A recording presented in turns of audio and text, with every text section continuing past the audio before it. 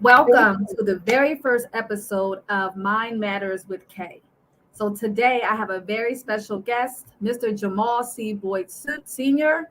Jamal, thank you for joining in today. Can you give us a little introduction or? Sure, no problem. First of all, I want to thank God for you, Kay, and Mind Matters for having me on this evening and being able to share whatever through our conversation that I could share that could be a blessing and helpful to someone. I am Jamal C. Boyd Sr., Philadelphia native, West Philadelphia native, born and raised, and just love my city, miss my home. I am a seasoned C-suite executive by operation and business person by education and entrepreneurship. And again, just excited to be here with you tonight. Awesome. Thank you so much. I appreciate you taking out the time.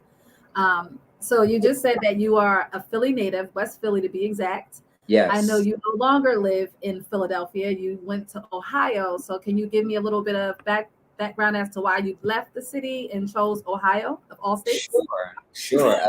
No, it wasn't by my choice. It was by God's divine leading and stepping out on faith. My family and I, my wife and I are both Philadelphia natives. So born and raised, lived there our entire lives and careers, and was offered a job opportunity to relocate to Ohio to work for one of the major health systems here in the Cincinnati area after being laid off from a job that I had working for the state of Pennsylvania, being laid off for 2.5 years and looking all over the country for different opportunities.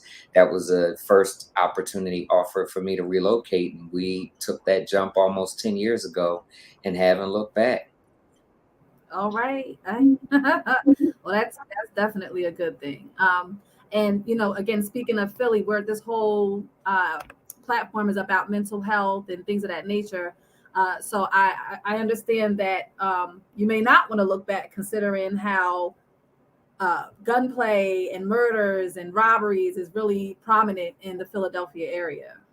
Yeah, it's very challenging. So, a couple things you said there in that very powerful few words.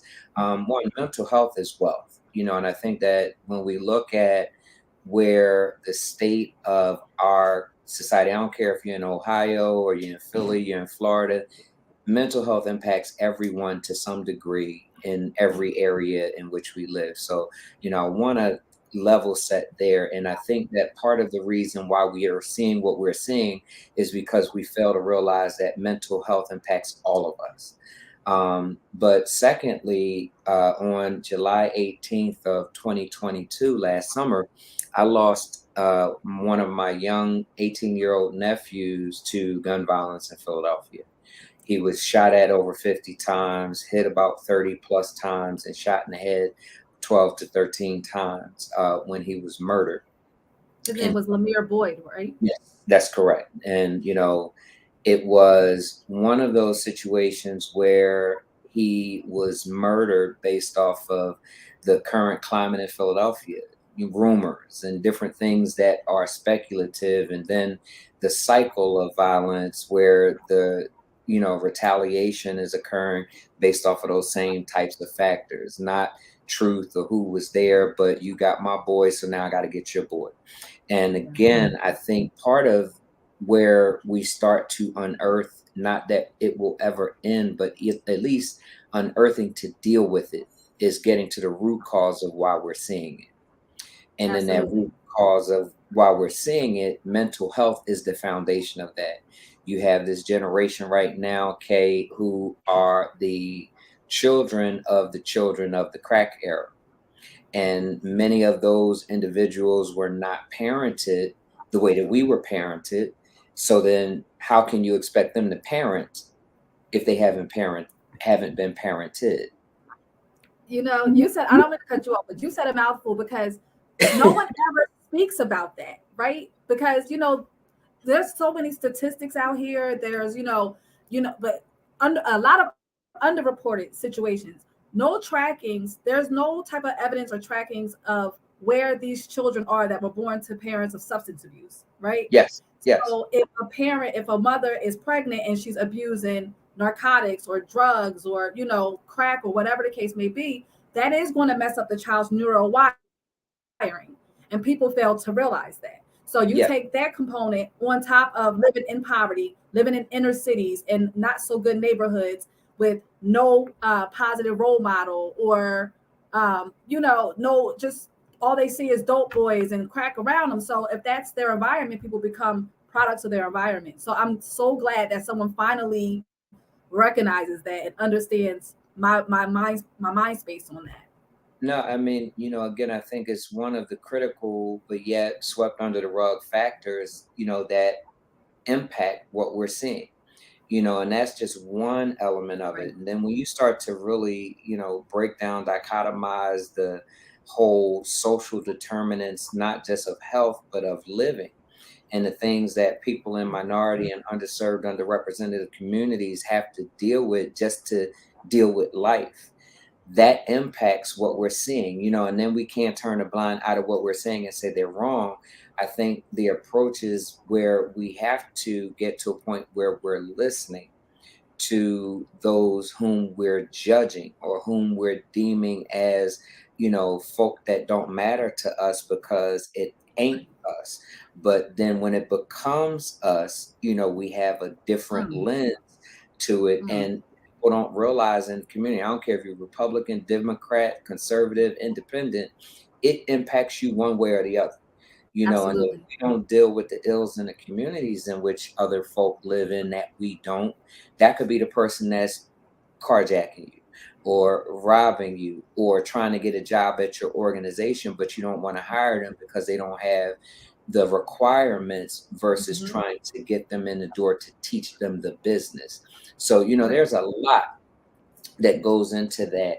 But I think Mm, that, in order for things to change, we have to be our own best advocate and absolutely. start to do the things. I say it all the time. We need to emulate what we expect and not expect it without living it. Absolutely. Absolutely. Like, oh my God, I feel like I'm in church right now. It's like amazing. This is an amazing talk. Oh my God. All right, because I had like 7 million thoughts with everything you just said. So I'm gonna try to backpedal just a little bit. Sure. Um, to your point, there are a lot of circumstances that people do turn a blind eye to, i.e., lack of resources, lack of transportation to these resources. There's a whole host of things, right? But at what point, for me, all right, so for me, with being an advocate, right? I'm trying to change the trajectory. I'm trying to now have a platform where people can begin to speak about the things that affects them, and or the situations that, like, in terms of resources, if they know that they have a problem but they have no resources in their community. Okay, so it's not enough to just talk about the problem. How do we begin to fix it? You know Sure. what I mean? Like, I'm Yes. big on proactivity. It's not just about sitting around, talking about the issues, but we need to figure out, okay, this is the issue, but what can we do to fix this? Because as you said, mental health, it applies to everyone, whether directly or indirectly, Hmm. right? So, but the issue with mental health is, for so long within our community specifically, Black and Brown, it was considered taboo, or it didn't exist. There was always a negative stigmatization that was affiliated with mental health. So therefore, a lot of people our age, older, maybe a little bit younger, we didn't believe in that. It was, Black people don't go to counseling, they go to church, which Hmm. is true. We can go to church, but God still needs us to do our due diligence. That means we have to actively participate, right? That's It's not enough to just sit around and pray. You have to pray about it. That's trusting God, but you also have to be proactive. So if you know you have a problem, what do? You right. seek out, seek a counselor, or if you don't know how to go about it, you speak to your HR. And it's a lot of layers, but the start of it is now starting to get the ball rolling in terms of opening the conversation of what mental health is. Mental health simply speaks to your overall well-being. It's not to diagnose you, it's not to clinically diagnose you. Those are mental illnesses, the schizophrenia, the bipolarism, and if like say 10 years ago, if you're in a, in your hood with your peoples or whatever, and somebody's like, yo man, I'm really going through it, I'm thinking about killing myself, what they gonna do? Going crazy, you hear this fool like that. So people don't want to open up. Right. People need safe spaces to have these conversations so they can begin to unpack. I mean, that's so powerful, Kay, because a couple things that are going on, at least with things that I'm engaged with, that we're trying to replicate and create models where it's a best practice that we can share, that people can also adopt and do. And I'll come back to this, but I wanted to just mention it and then I'll come back to it. So, we in my church, I had a vision years ago to create a mental health and well-being ministry, because there is a point where, not that scripture doesn't work, but in certain situations when people are going through something, they don't necessarily take what scripture says and applies it for its word. Right. So the partnership with resources and individuals that can really take the spiritual component and mix it with a clinical or therapy component, and ensure that people who are either in the church or outside of the church, irrespectively, have a resources they can go to that has a spiritual foundation. But I'm gonna come back to that. But Okay. there is particularly so much opportunity. So the change starts with resources, right? So Yep. one, being aware of what those resources are, and then giving individuals access to them or making them available in ways that are innovative, and not necessarily expecting our four walls, if Right. we're an organization, getting those resources into the home, into the community, into other partnering agencies, where with education, those resources are made available to people so that they know where they are, who's got them, how to access them, and then how to use them so that our lives are better, not use them just to manipulate the current situation. Absolutely. Absolutely. So, but with that, I have the three E's that I always ascribe to. One is education. We got to teach people what they don't know. But at the same Absolutely. time, in teaching people what they don't know, people have to be willing to know that they don't know, but also Absolutely. be willing to learn what they don't know, because you can't teach a stubborn person. And a lot of times the stubbornness comes from the stereotypes or, generational curse issues and a whole number of reasons why. But once we get to that point where we're vulnerable and we say, enough is enough, I'm okay, put the ego to the side. I don't care how much money you make, where you live, and all that kind of stuff. I want to learn what I don't know. I think that that's what helps education to move. Then it Absolutely. is empowerment. Through what I learn, I should be empowered to do something.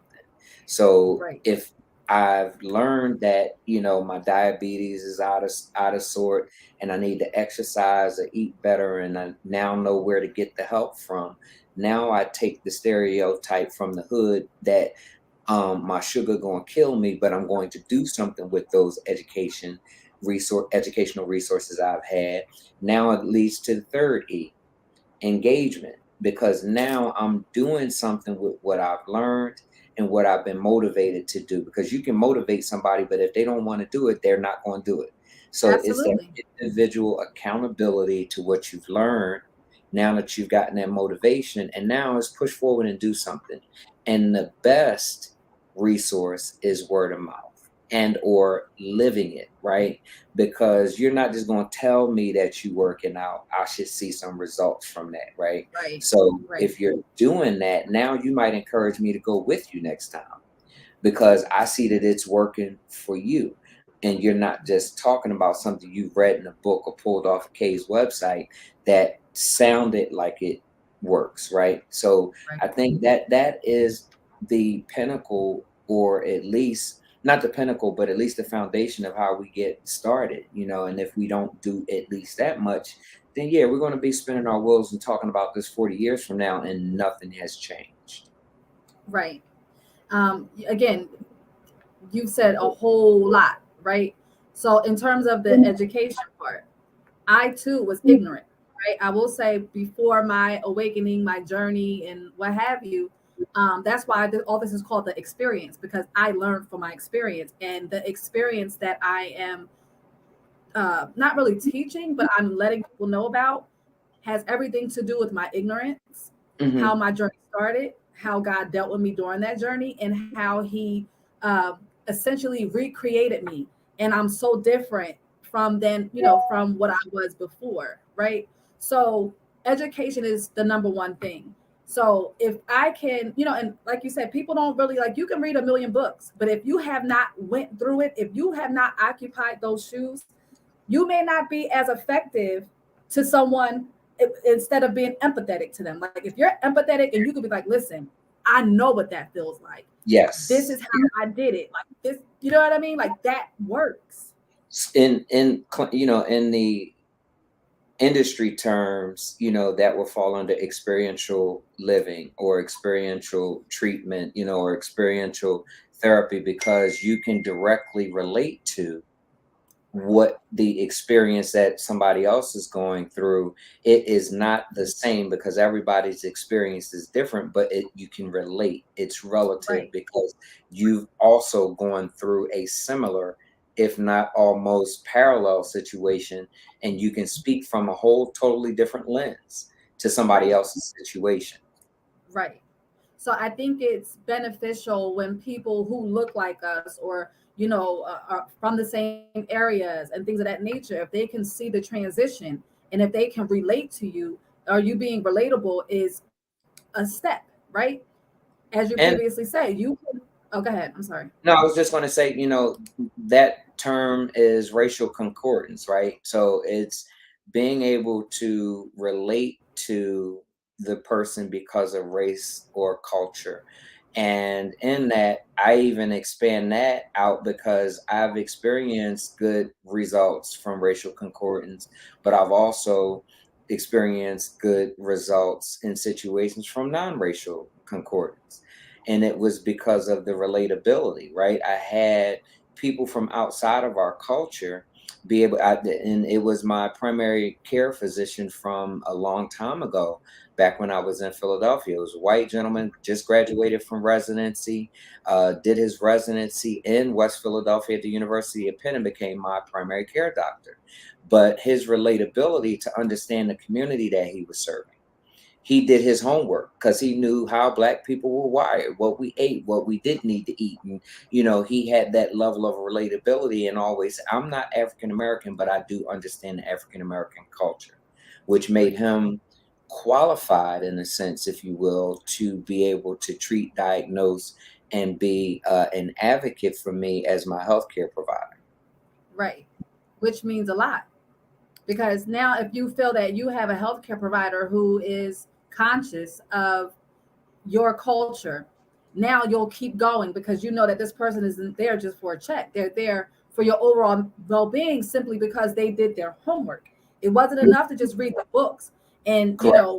mesh everybody together. It was specific to the community that he was serving. So Correct. that will keep any client, I mean, if they're conscious, that will keep any client wanting to go to him, because if he studied this, you can kind of be certain that he knows what he's talking about.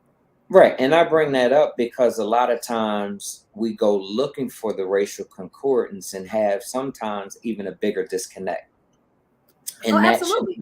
that should not always be that. That's an opportunity for us to grow, because I can learn something from anybody. I don't care if you white, black, Jewish, gay, lesbian, whatever. I always look at, one, what is it that I culturally or racially or ethnically can teach somebody else about our culture. Not that, if I'm the only black person in the room, I'm not the person speaking for all black people, and you run into that too. Right? But at the same time, I'm always looking to, Right. because of those differences in our different makeup and different backgrounds, lenses, biases, and everything, what is it that I can learn that I didn't know before encountering this person or coming into this room? So, I share that because I want to encourage us to get beyond, yeah, we got to be all black and pro black. I get that. Listen, trust me, I'm from one of the roughest projects in Philly. And, I grew up around that type of atmosphere and environment. But we grow by what we know, right? And you can learn something even from people that you don't like. You have the ability to learn something that's either how to be or how not to be. And, for Right. me, that's always a blessing to be able to learn something from everybody. Right, right. So now, just to clarify, the only reason why I mentioned race was because within in the world, black people, black and brown people, really are the ones that are behind in terms of mental health, because for so long it was said that it didn't apply to us. Right. So, because if you have that mentality, depending on where you're from, if you have that type of mentality, I know people who cannot relate to white people in that regard simply because of what they were taught growing up. That was Yes. white people stuff. White people understand, they've been doing going to therapy, right? This is new to us. Mental health is new to us, right? So I think that to begin to bridge that gap into, the overall bigger picture, to grow and learn from different cultures, different races, because I have undoubtedly. But when you're closed-minded with certain topics and certain, you can't get beyond that, right? Right. So if Absolutely. you have someone who looks like you telling you something, and if you can relate to this person, then I think that it'll fall on ears that are listening. Whereas, if it's, someone outside of their race telling them, like, mental health this, they're gonna be like, psh, like, that doesn't even apply to us. But if it's an actual black person who went through it and is telling you, listen, no, it does apply to us, and let me educate you on what mental health is, because we were lied to for so long that we don't understand what mental health is. So let me educate you on what mental health is, and not only educate you, help you to get the resources, like you said, in the homes, in the communities, in the schools. I understand that at this point I'm trying to get in elementary schools, middle schools, high schools, to talk to these kids, because the kids are the future, and they're Yes. faced with so many other things. Like, we're grown, so we can try to shed this awareness to other adults, but typically adults' minds are kind of made up until they have some type of life changing type of ordeal, right? Yeah. Yeah. Right. But with kids' minds are still impressionable. So if you kind of start young, and at least just make them aware, so that they have it. With kids, you can tell a kid whatever, but whether they choose to listen to you or not is a different situation, right? But Some you give them the tools. Huh? What you say? there's some adults too. So Yeah, you exactly. And at some point, you really can't change another adult's mind. It's up to them. But with right. children, children's minds are like sponges, right? So if we start to get them acclimated to mental health and being mindful of the things that happen to them, and let them know that it's not their fault, and that, this too shall pass, and there are people to help you, and people do care, and people are not going to disregard you just because, whatever. They Mm. need safe spaces, because they are our future. Again, we can try to deploy this to adults all day, and I'm still going to do that, because I understand what life is like outside of the things that we've went through, outside of the things that happened to you growing up, outside of, the ramifications of our experiences. I understand what happens when you lift and peel all of those layers off, and you become your most authentic self. It feels amazing here.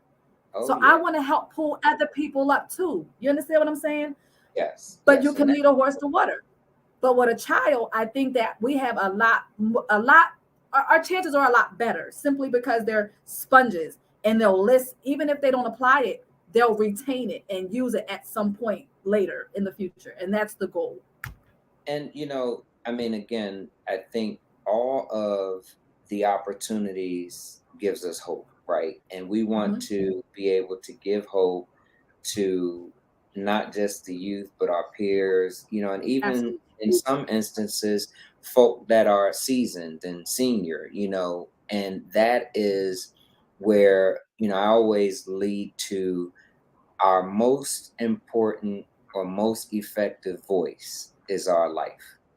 How you live, how you walk, what you do, how you present yourself, all of those things that people are watching. They're watching with their eyes, but they're listening to our life, right?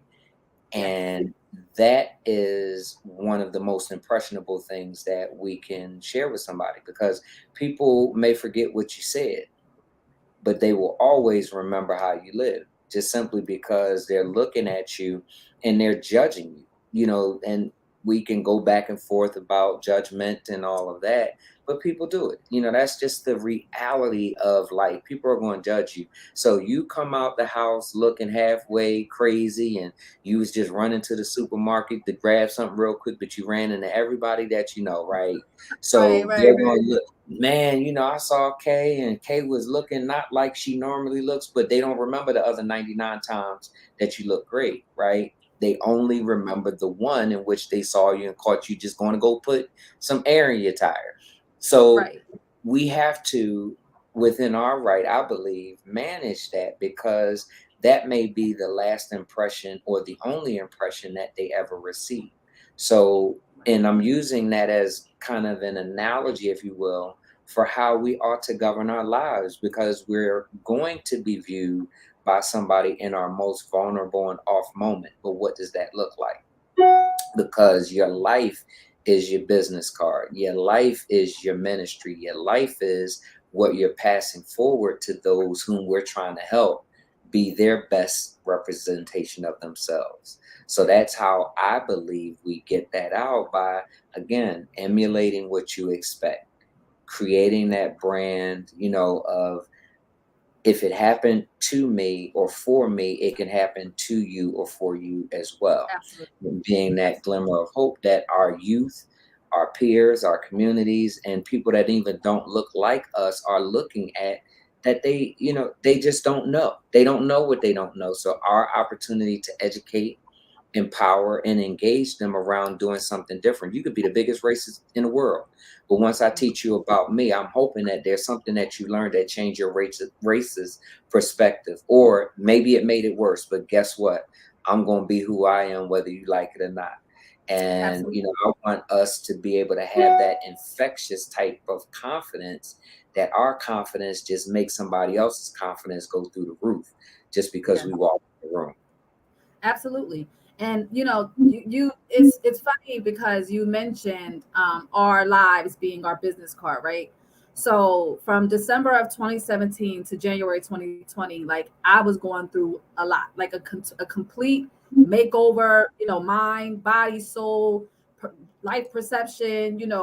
God was doing a lot in me at one time, and for 3 years, I retrospectively I looked bad. Like I had lost over 30 pounds. But one thing is I always maintained was my looks. I stayed dressed. My hair was always done. My nails was done. So the only difference was my appearance. I had lost an astronomical amount of weight. And before I knew it, um, rumors were circulating that I had moved and I got on drugs. Right. So I'm like, dang, it could have been a whole other. Why did I have to be on drugs? But like you said, people judge. They judge what they don't know, and they're looking at you, and they're like, dang, ooh, she lost a lot of weight. What's going on with her? Oh, she's on drugs. That's what it is. I got it. And they were completely false. But it didn't really even bother me because I knew the truth, and I knew that it was because of stress, and I was holding all of that in. Hmm. But the good part about that is the same people that were saying those, making those rumors up, see me now, and they see my story, and they Hmm. see why now, why all that was going on at that time, why I was so thin. Because now I'm using my life experience to help people understand that tending to your mental health is essential, And right? I think that that's another critical part of the opportunities that we have out there. Being able to, one, have the confidence in knowing where you are versus where people think you are, judge where you are, is, I believe, the foundation of that. Then secondly, having the ability to not think that your story is your story. Your story is your testimony, and your testimony is what God uses, I believe, to bless somebody else who is either in your storm, getting ready to go into the same storm, or coming out of, or to be protected from having to go into. because you Mhm. shared what you Mhm. shared with transparency to bless somebody else. And Yes. then the accountability comes on the other side for people to be receptive to that, Right. because you're telling me everything that I need to know to be successful. And if I don't want to listen, or I'm still going to do my thing, even though you said, what you said, that's cool, thank you, and go on about your way. But at the end of it, if I don't listen, then I'll have to learn that lesson in a hard way. But our obligation is to sow that seed, to share Right. that story, and to make sure that we do what we are supposed to do out of obedience to God and being able to bless somebody so that they don't have to. Right. Right. Amen. Whew, that was deep. That was deep. People underestimate the power of testimony, you know? Yeah, yeah, and again, it is, I think, one of the best tools in life to be able to share with someone, because you never know. I look at it like, and I know you've seen those images where you stick your finger in a pond and it just goes out, like that ripple effect goes out. You never Mhm. know how far that is going to go or what it Right. might disrupt as it's going out. I look at testimonies the same way, and I look at what we share with other people the same way. You never know how far it's going to go out, and you're not expecting that ripple to come back either. You just touch that pond or that river so that it can go out and do what it's supposed to do. And when you do Yep. that, and I've been blessed in my life to have people come back to me and tell me something I said sitting on the steps in front of my dormitory back in 1994, uh, is still blessing them now. And I'm like, heck, shoot, I was like 18, 19 years old back then. I ain't, Right. Right. Right. but again, you never know what, and that's another thing. We have to understand the power of words, because our words matter, even in joking or whatever. You never know the impact of how it's going to hit the person that catches what we say or what we throw out Absolutely. there. So I think we have to be very, very careful in what we say, because it could be a blessing or it could be a cursing to somebody. So Right. yeah. No, you are 100% accurate in everything you just said. Like, even today, I was leaving work for lunch. I was going to lunch and I ran into somebody who apparently follows me on social media. And she was like, "Oh my God, I just want to tell you that everything you put on social media is just so encouraging to me. And I thank you. Like, you just don't even understand. Like, you inspire me." She said, "One thing I learned is that if I want different, I have to do different, which is Mm, why I'm out here walking now, like walking around the building so she can, start, I guess, lose weight." I'm not sure exactly what her motive was. okay. But just for her to tell me that, it made me say to God, thank you, because I understand that not everybody's going to be receptive to my positive messages all the time. You know what I Right. mean? But the people that, yeah, because people are quick to be, oh, she thinks she's this, or she, no. My messages, like you said, is simply to help other people and to bless other people, because I didn't have that when I was going through it. So I Hmm. want to be that beacon of light for people who feel hopeless. So just for her to tell me that I am an inspiration to her, that warmed my heart, and it made me tell God thank you, because I'm being efficient in what I'm doing, and I'm producing, well, not, excuse me, I'm not producing, I'm being productive in what I'm trying to do, and my message will resonate with the right people. You know Yeah. what I mean? So, like, We That should also, it does, at least for me, provide the motivation and encouragement to keep going, because absolutely. I share a thought every day, every morning, been doing it for years now on Facebook. And I started out saying, in billionaire mode. Jamal Boyd is in billionaire mode. And what that means is I am trying to, through this thought, create people, others that have the ability to be billionaires too. And it's not about money, but it's about mindset. So it's a billionaire mode thought. And that thought is normally something that is encouraging, inspirational. Not normally, it always is. I'm sorry. But, encouraging and inspirational. Now, I'll post that and get 3 likes, but I'll post something, a TikTok or something else, or and I don't post to anything negative or dramatic. But if I did, that's the one that goes viral and gets Yes. 35,000 chairs and, Yes. waiting for the tea and the back and forth in the comments about, he, she, them, they, and all of that, stuff that doesn't matter. But the inspirational ones are the ones, no matter how many people, like, if I could touch one person, that's all that matters. But then even on top of that, right, it's like somebody will come back to me and say, "Oh my God, that was exactly what I needed to hear." Edit, or I just opened up my Facebook and I was going through something, and the first thing that popped up was what you posted. Those are the things that God is just saying, keep doing what you're doing. That's what you're Yep. supposed to be doing, because Yep. it's going to help somebody's mind change. And, again, mind matters, because this is the central point of our computers that controls everything else that the body will do. And if we don't fix the hub, then everything else is going to be out of sorts. 150% accurate. 150% accurate. Like, people don't realize how important the mind is. And for some reason, well, not gonna say for some reason, in today's society, negativity wins. Yes. Like you said, if, you post something, somebody's, being shot or fighting or something ignorant, you got the millions and millions of likes and views and this, that, and the third. And it's funny, because the other day, I was saying to myself, I'm like, dang, my following, like at one point it was, kind of going, but now it's kind of slowed down.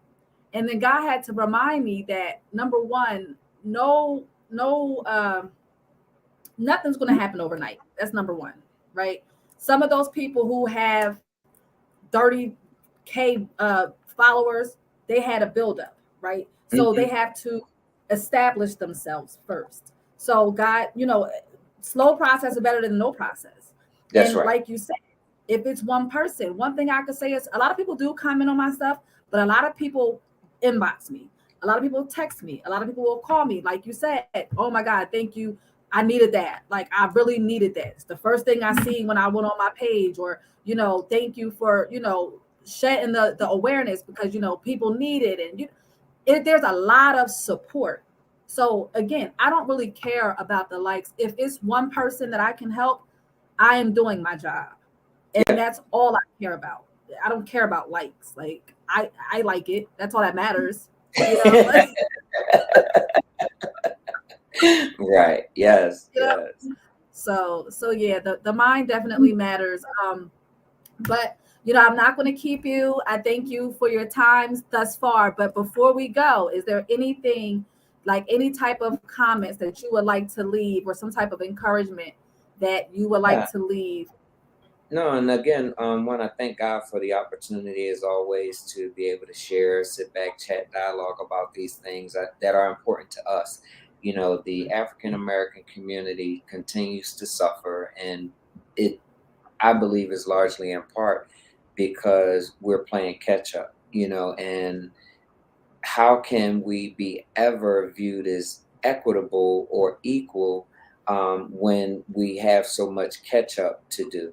But I think as we learn and grow and take advantage of opportunities to educate not just ourselves but each other, and be empowered by what we learn, to know that we too can do what they do, whatever that might be. And not that we're doing it to do what they do, but to know that we have the capacity to get that done. I think that that's critical, because that then should motivate us to do whatever we are called to do, or empowered to do, or that God has given us to do. And that's where the engagement comes in. And not just because somebody said we ought to do it because we want to do it. And a lot of times we are our own worst enemy, because we don't want to do what we had a capacity to do. And we need to start kicking ourselves in the butt to get stuff done, versus allowing the world to kick us in the butt because we haven't gotten it done. Because then we start to blame everybody else for why we're not where we ought to be, because we haven't done what we need to do. And I think that, No you know, accountability. it starts in the mind. It starts in the home. And then when we walk outside the home, we can reflect what needs to be seen, so that then we can motivate other people. And then, I'll equate it to the most recent issue where in Montgomery, Alabama, it was like one person started that movement to go help that brother that was in need. And then it encouraged other people to get involved in a situation they had nothing to do with. And thank God everybody wasn't out there on their phone trying to record what was going on, but they got involved with what was going on. And I That's the think that difference. that's what that motivation does. So if I'm swimming, maybe somebody else gonna jump in the water to go help, too, that could swim. But Hmm. that's what I mean by that. And I use that analogy to say, look at what power that had around the country. Whether it happens again or not, I guarantee you, if it ever goes down in another city somewhere else, folk gonna jump in now because they feel empowered to jump in because of what happened in Montgomery. And that Yep. is where change occurs. It creates that ripple effect that I was talking about. Right. And I think that that's what's important. But another thing I did want to leave out as a thought, and I put a bookmark in this earlier. We created the mental health and well-being ministry at my church, and we kicked it off back in May, just creating awareness around the fact that yes, the church, which is the most important institution in the community, struggles with mental health, and we don't get it right. But here is our approach to try to get it right. So we did that, and then we hosted an event to deal with grief and not getting over COVID with closure in May. And then we had another event in June where we started a gratitude journey. And this is what I want to leave everybody with. We had Dr. Quentin E. Moss, who is a psychiatrist and a minister who runs a clinical practice based off of spiritual principles, but also clinical care. And he did a phenomenal job teaching us about things about the brain. And you mentioned something earlier about how we automatically migrate to negativity. That's because our brains are trained to pick out the one negative thing over the 99 positive Yes. things. Yes. So through our education from Dr. Moss, and we followed up on that in July with a Bible study, what we learned was by writing down three simple things in the morning that you are grateful to God about, over time it starts to change the pattern that your brain goes to pick out the negative, but then to focus on the positive. And anything that we do repetitiously creates a habit. So if we are focusing at the start of our day on things that we are grateful for, it impacts our day and how we go about our day. But if you do that with consistency, it not only impacts your day, it impacts your mental health and impacts your life.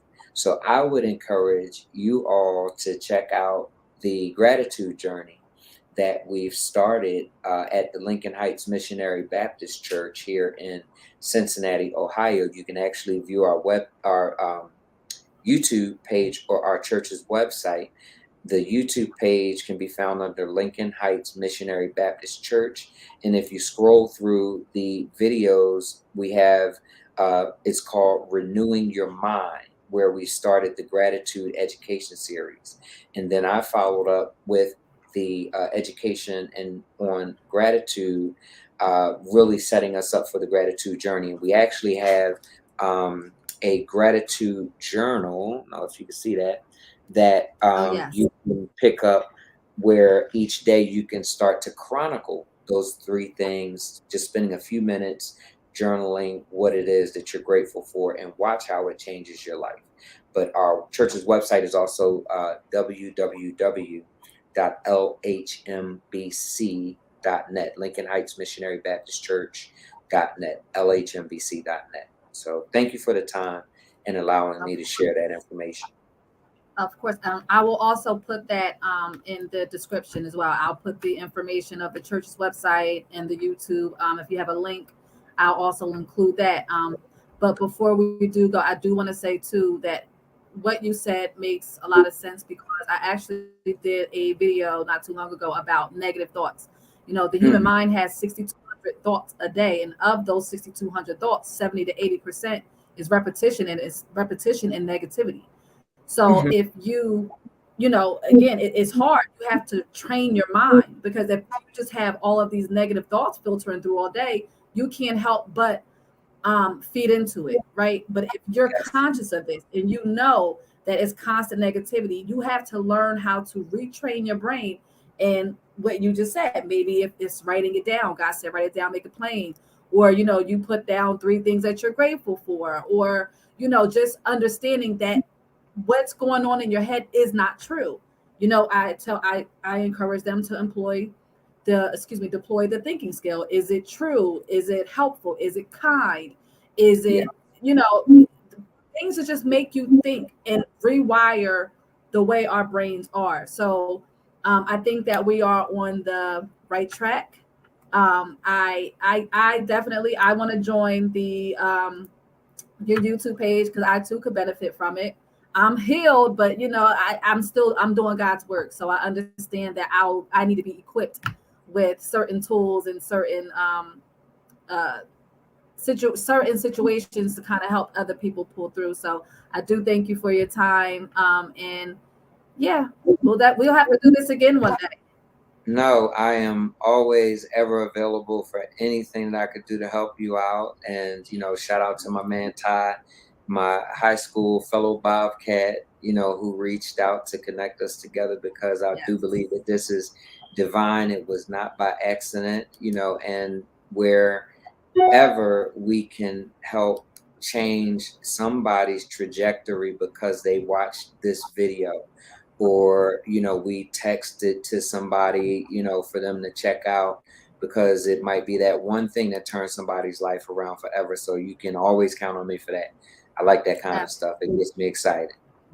thank you. And there's so many different avenues we could travel relating to mental health. So I have a lot. I know I have a lot in store.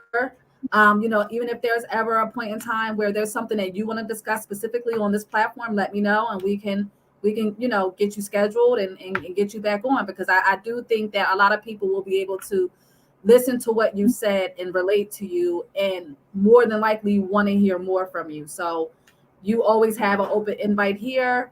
And again, I thank you for your time. This was powerful, and hopefully we touched somebody, No, if not a I lot. appreciate that. I appreciate that tremendously, and we'll share this on each other's social media. I'm sure, but one of the things I would like to discuss in the future is how we address or deal with or work with our youth, and particularly our Black male youth in this current climate. I think we can never not talk about that enough.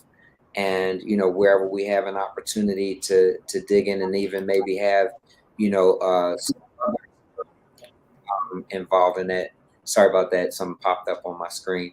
No, But you're whenever fine. we can engage, others to be a part of that discussion as well, I think we should take advantage of that. I agree. So let's schedule that in the very near future. Okay, sounds good to me. And thank you for tonight. Of course. Thank you, Jamal C. Boyd Sr. You have been amazing, and I'm looking forward to talking with you again. Likewise, and thank you so much, Kate. Thanks for having me. God You're bless. welcome. Yes, God bless. Bye for now.